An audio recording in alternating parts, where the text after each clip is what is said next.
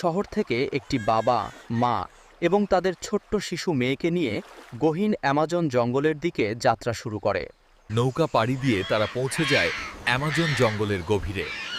একটির পর একটি বন্যপ্রাণী তাদের চোখের সামনে ভেসে ওঠে। একটি উঁচু গাছের উপর তারা বানায় ছোট্ট কুঁড়ে ঘর। প্রকৃতির সৌন্দর্য উপভোগ করে তারা সুখে দিন কাটাতে থাকে।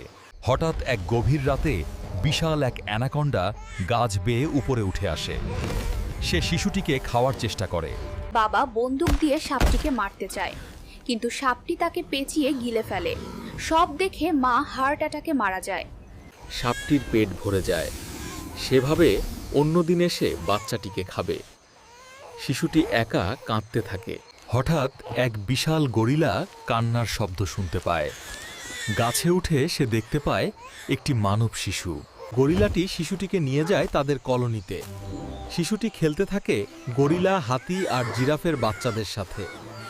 জঙ্গলের মধ্যেই সে বড় হয়ে ওঠে। মানুষ হওয়ায় সে হয়ে ওঠে সবচেয়ে বুদ্ধিমান প্রাণী। গরিলাটি তাকে তার আসল জীবনের গল্প বলে। তার চোখে জ্বলে ওঠে প্রতিশোধের আগুন। অ্যানাকন্ডা আবার আক্রমণ করে। সবাই ভয়ে পালায়, কিন্তু সেই বালক আগুন জ্বালিয়ে সাপটিকে তাড়িয়ে দেয়। গরিলাটি ছেলেটিকে নিয়ে যায় জঙ্গলের সবচেয়ে শক্তিশালী সিংহের কাছে। সিংহটি ছিল বুদ্ধিমান। সে জানে কিভাবে অ্যানাকন্ডাকে হত্যা করতে হয়। সিংহটি বলে, বনের মাঝখানে একটি মাকড়সা আছে, তার কাছ থেকে একটি জাল আনো। ছেলেটি হরিণের পিঠে চেপে দৌড়ে যায়। হাতি, সিংহ এবং অন্যান্য প্রাণীরা মিলে ফাঁদ তৈরি করে। শিয়াল পণ্ডিত বুদ্ধি দিয়ে পুরো পরিকল্পনাটি সাজায়। তারা একটি নকল মানুষের আকৃতি তৈরি করে ফাঁদের মাঝে রাখে। পুরো বন নিঃশব্দ হয়ে যায়। দূর থেকে মানুষ ভেবে অ্যানাকন্ডা ছুটে আসে। হঠাৎ করেই সে বিশাল ফাঁদে আটকা পড়ে যায়। সব প্রাণী একসাথে প্রতিশোধ নেয়। পাথর নিক্ষেপ করে অ্যানাকন্ডাকে হত্যা করা হয়। বনে আবার শান্তি ফিরে আসে।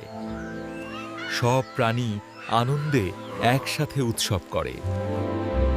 Smash like, subscribe, click the links down below so I make a time. Comment, say hi, hit the bell so I know I'll see you next time. Smash like, subscribe, click the links down below so I make a time. Comment, say hi, hit the bell so I know I'll see you next time.